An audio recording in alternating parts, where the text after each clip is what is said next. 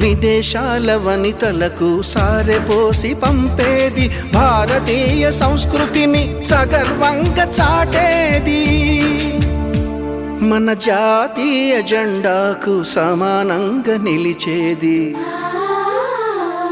చీరలోని గొప్పతనం తెలుసుకో, ఈ చీర కట్టి ఆడతనం పెంచుకో.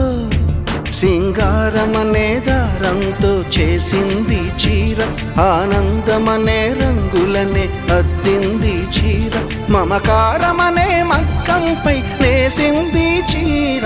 చీరలోని గొప్పతనం తెలుసుకో,